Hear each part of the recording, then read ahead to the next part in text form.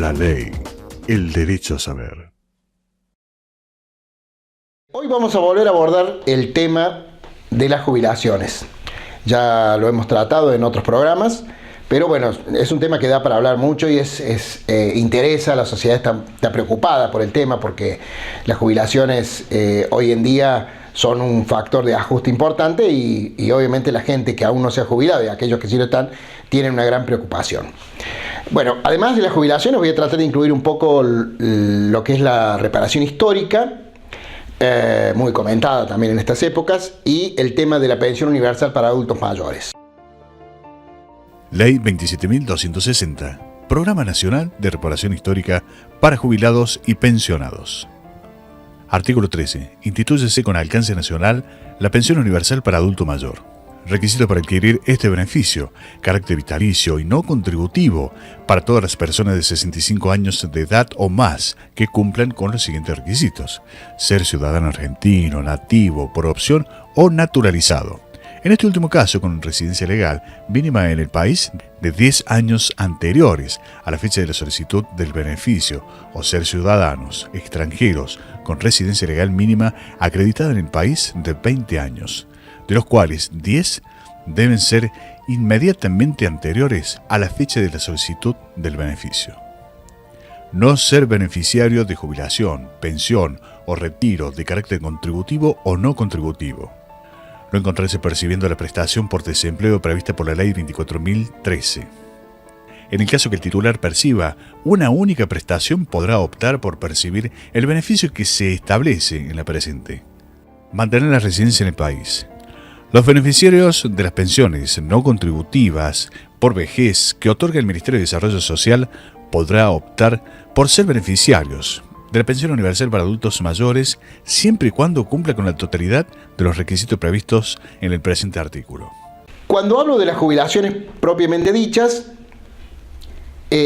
quiero un poco traer claridad de cuáles son las posibilidades concretas de jubilarse hoy. ¿Qué posibilidades tienen las personas de jubilarse? Como ya lo hemos dicho en otros programas, las mujeres debieran jubilarse a los 60 años y los hombres debieran jubilarse a los 65 años. Por lo menos ahí tener la posibilidad de jubilarse.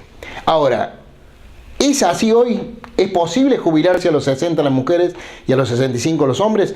Bueno, hay que analizar algunas cuestiones. En principio, si la persona, ya sea la mujer a los 60 o el hombre a los 65, tiene los 30 años de aporte o más, bueno, por supuesto que no va a tener ningún problema. Moratorias previsionales.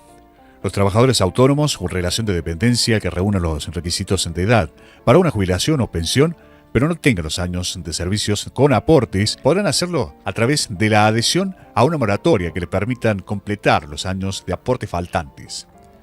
Es solamente corroborar que sus aportes estén en la base de ANSES.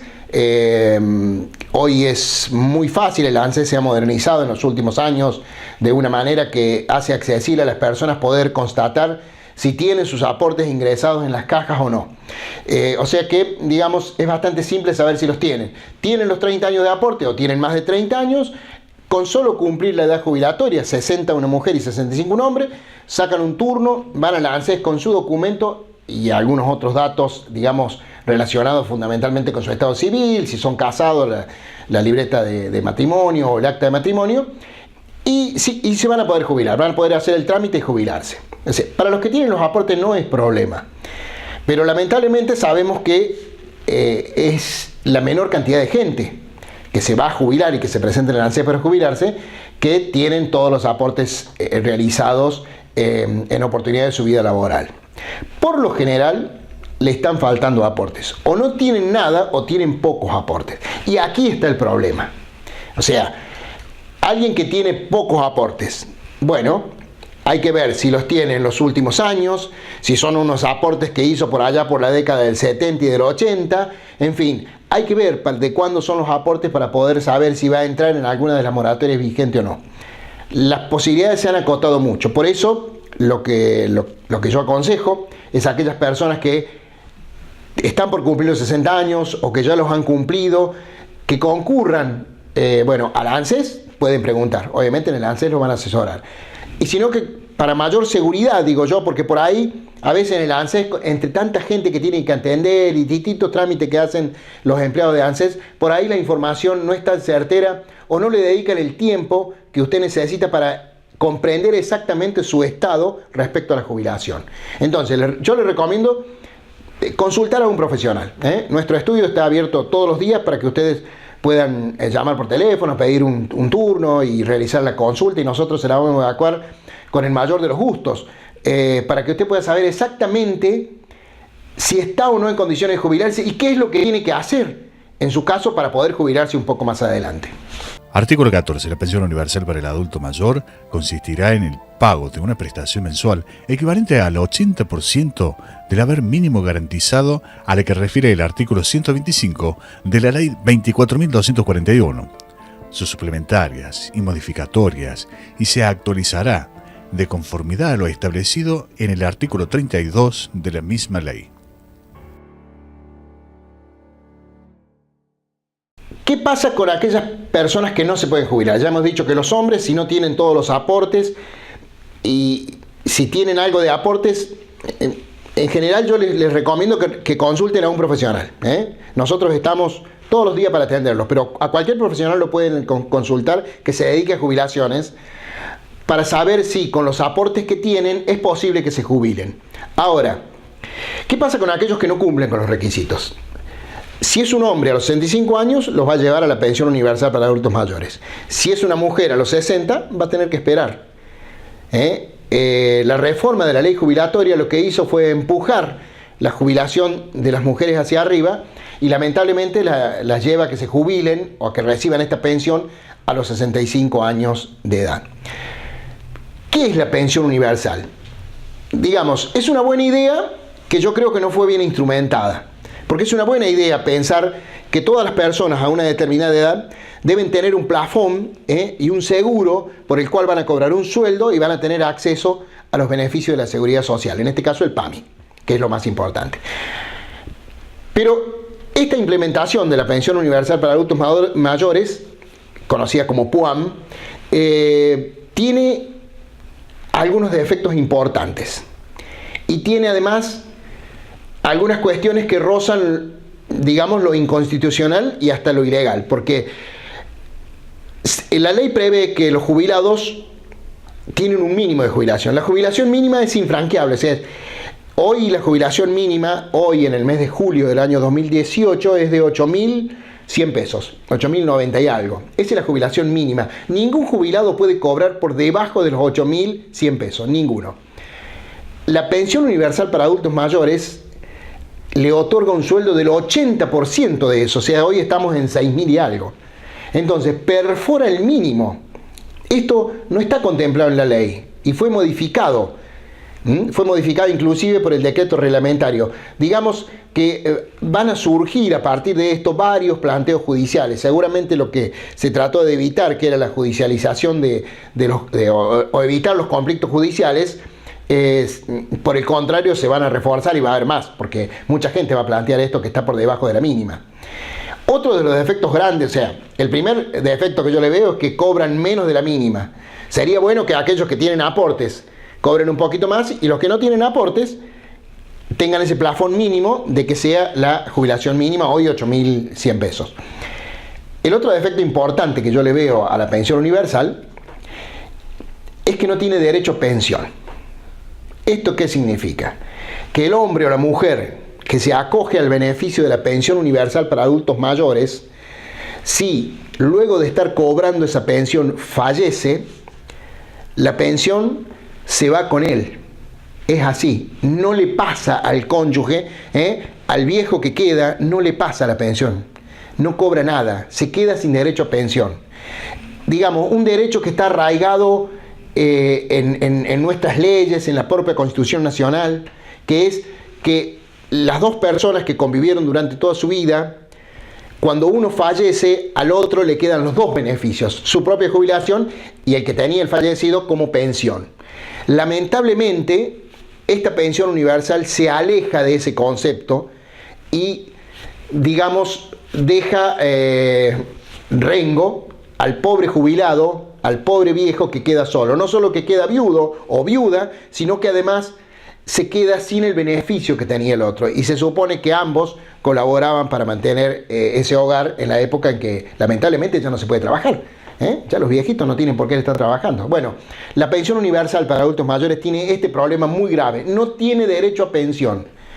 Pero bueno, ante estas falencias y todo, está instrumentado, digamos. Y la única posibilidad que tienen aquellas personas que no tienen aportes o que no tienen aportes suficientes es acogerse al beneficio de la pensión universal para adultos mayores. En el marco de la pensión universal para adultos mayores, esta famosa PUAN, que tanto hombres como mujeres, bueno, es otra de las cuestiones que tiene esta ley, ¿no? Equipara la edad jubilatoria de los hombres y las mujeres a los 65 años.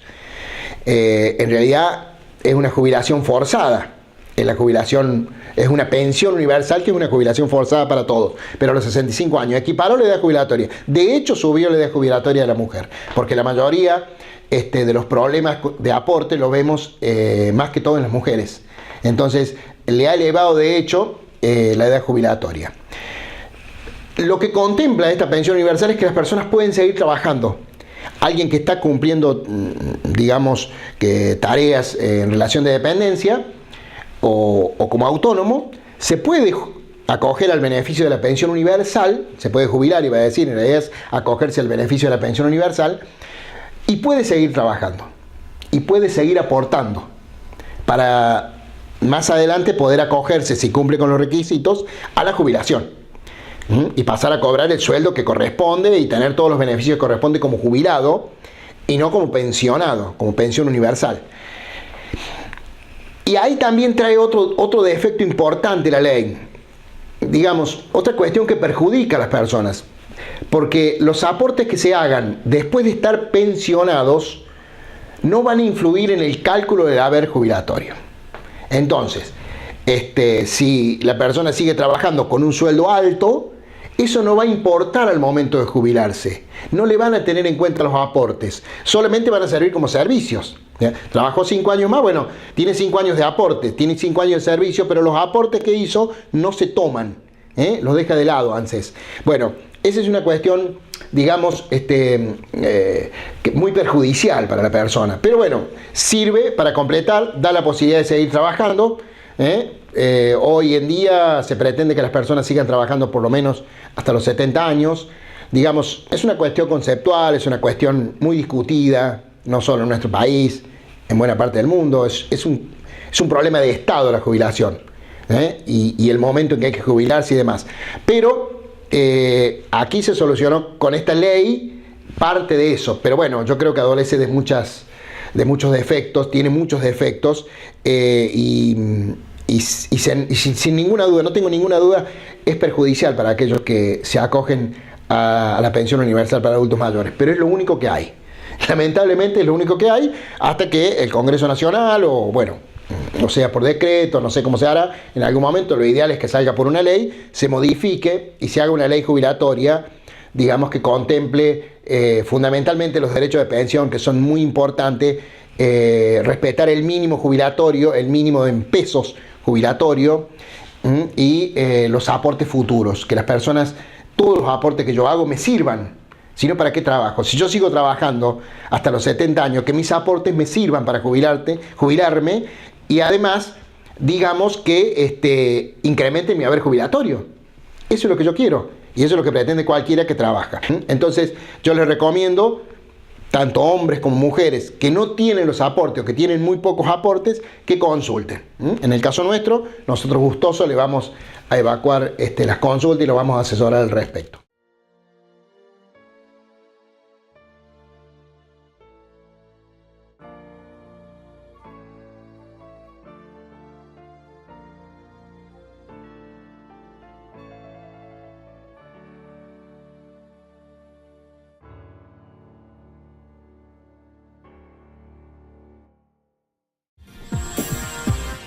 La ley, el derecho a saber.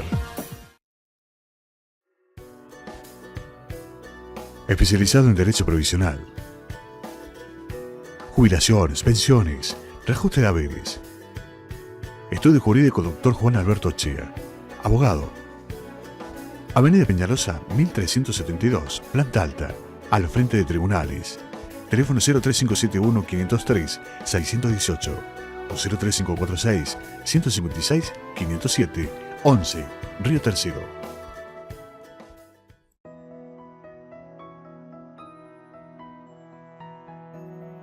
Torres, Garbarino y Rébola. Abogados. Soluciones legales. Avenida Peñalosa 1372, primer piso, oficina 2. Teléfono 03571 155 92 948 o 155 44 459, Río Tercero. Especializada en Derecho Laboral y reclamos ante las ART, para que el trabajador haga valer sus derechos. Estudio Jurídico. Doctora Andrea Escudero, abogada. Avenida Peñalosa, 1372, planta alta, frente a tribunales. Teléfonos 03571-503-618 o 03571-156-08-971.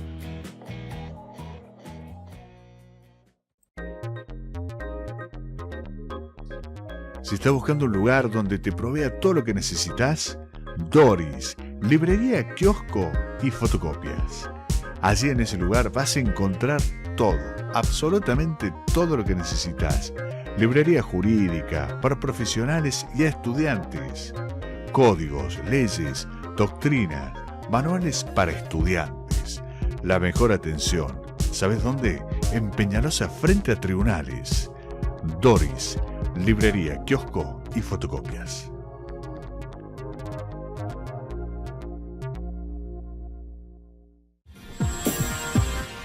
La ley, el derecho a saber.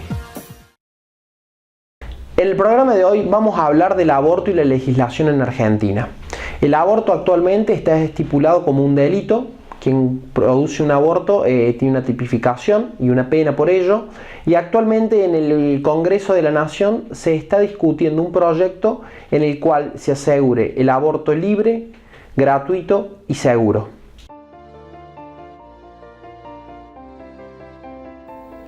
El 5 de marzo del 2018 se presentó por séptima vez consecutiva en la Cámara de Diputados de la Nación el proyecto de ley Interrupción Voluntaria del Embarazo, IVE, redactado por la Campaña Nacional por el Derecho al Aborto Legal, Seguro y Gratuito. ¿Qué es el aborto?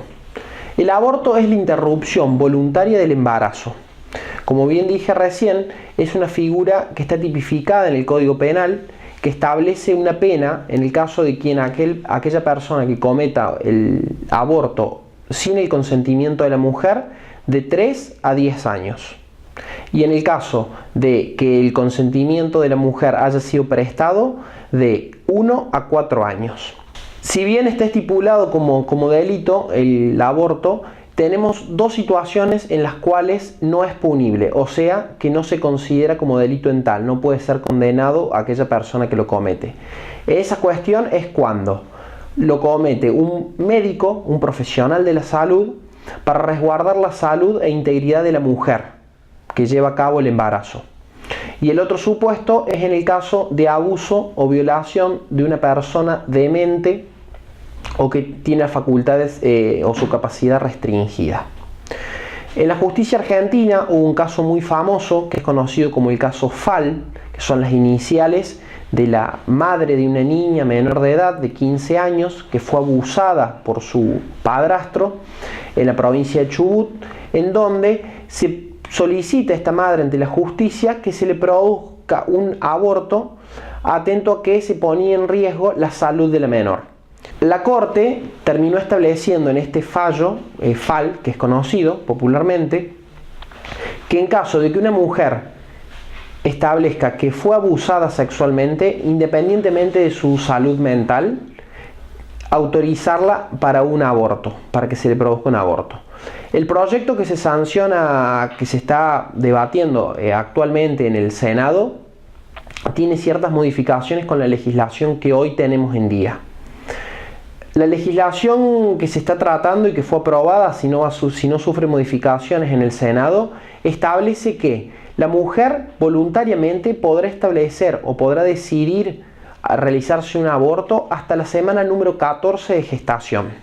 En el nuevo proyecto se dan 3 causales por las cuales, si se interrumpe el embarazo en la semana 15, no va a ser punible. El primero es en el caso de violación de esa persona. Si el embarazo fue producto de una violación, con la sola declaración jurada de que ha sido víctima de ese delito, es suficiente para la interrupción del embarazo. La otra excepción a la no punibilidad del aborto, después de los 15 semanas, es que haya problemas graves en la gestación del feto. Y por último, la tercera opción es cuando la persona embarazada corre riesgo a su salud o integridad psicofísica. Uno de los requisitos para poder realizar la interrupción voluntaria del embarazo es que sea realizada por un profesional de la salud, un médico especializado y matriculado. El otro requisito es que se le consulte a la mujer embarazada de cuáles son los riesgos que acarrea esto y se le informe y se le ayude en el proceso post y antes de la interrupción del embarazo. El consentimiento informado debe estar expresado acorde a la Ley 26.529, que regula los derechos del paciente en su relación con los profesionales e institucionales de la salud, y el artículo 59 del Código Civil y Comercial de la Nación, que estipula todos los recaudos a tener en cuenta. En el proyecto se establece un plazo de 5 días que tiene la mujer embarazada para solicitar la interrupción de su embarazo. En el transcurso de esos 5 días, el centro asistencial o profesional de la salud tiene que brindarle la información necesaria y, de ser así, la interrupción del embarazo. El otro requisito establecido también por ley es que debe existir aquellos médicos que se opongan a este tipo de prácticas por una cuestión moral o religiosa, una objeción de conciencia. Se necesita crear un registro en ese centro de salud donde diga qué médicos están decididos a realizar este tipo de prácticas y cuáles se niegan. Entonces no hay ningún cuestionamiento al momento de realizar este tipo de tareas. La objeción de conciencia es un derecho que tiene que ver con las convicciones íntimas de una persona, ya sean morales o religiosas, que lo habilita a abstenerse de realizar determinados actos que tienen profunda justificación en los tratados internacionales de derechos humanos. Otro de los objetivos de este proyecto y de los eslogans por los cuales se lo está promocionando es de que el aborto sea gratuito. ¿Qué quiere decir esto? Que las obras sociales y mutuales y demás entidades sanitarias no tenga costo alguno para esa persona que quiera realizar la interrupción voluntaria del embarazo. Por lo tanto, se lo incorpora dentro del PMO, que es el Plan Médico Obligatorio, en el cual están todas las obras sociales y todas las mutuales obligadas, sin un tiempo de cobertura mínimo, a realizar este tipo de prácticas. En el caso del que sean reparticiones públicas, en hospitales públicos, también no tendrá costo alguno. Una pregunta que es muy frecuente es: ¿desde qué momento se considera aborto y desde qué momento se considera homicidio? El Código Penal actual argentino establece una diferencia clara. Desde la concepción, que se ha entendido jurisprudencialmente y fallos lo han establecido, que es el momento en que los gametos, espermatozoide y óvulo, se unen y anidan en el seno materno, o sea, ese momento se considera la concepción, ese momento de unión y anidación, hasta que el feto sale del canal de parto y tiene vida por sí mismo. Todo ese plazo está considerado, digamos, si se comete una interrupción, se considera aborto. Luego de la salida del canal de parto, ya se lo considera como una persona y esa persona, si se le quita la vida, se considera homicidio. Esto es una gran diferencia y es un gran importante requisito que es necesario tener en cuenta, ya que la pena es totalmente distinta, teniendo en cuenta que una pena por un homicidio es de 8 a 25 años y en el caso del aborto es de 3 a 10 años. El proyecto que actualmente se está tratando en el Congreso ya pasó por la Cámara de Diputados y actualmente se encuentra en la Cámara de Senadores. De aprobarse en la Cámara de Senadores, pasará al Poder Ejecutivo, donde el Poder Ejecutivo tiene la posibilidad de vetar el proyecto o no. De no vetar el proyecto, la ley queda promulgada y se publica en el Boletín Oficial. ¿Qué significa esto? Que es aplicable a todos los ciudadanos de la Argentina y ya forma parte como cualquier otra ley común. En caso de que el presidente vete este proyecto, vuelve a las cámaras y se tratan por cuáles fueron los vetos. Si fue un veto parcial, se va a tratar la parte pertinente en la cual no se tuvo en cuenta, y si es un veto total, se tiene que volver a tratar el proyecto en su conjunto.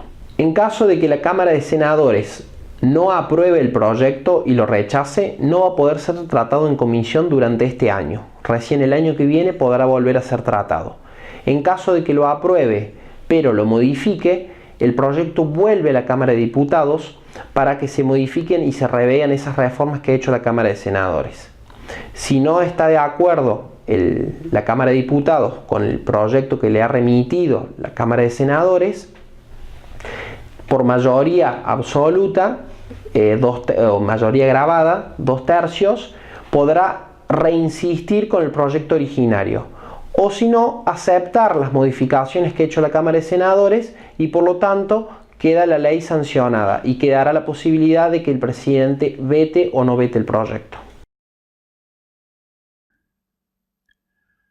El contenido de la ley, el derecho a saber, tiene únicamente carácter informativo y no puede en ningún caso considerarse como asesoramiento legal integral y definitivo o de otra naturaleza, debiendo el televidente contactarse personalmente con un profesional abogado o de otra especialidad.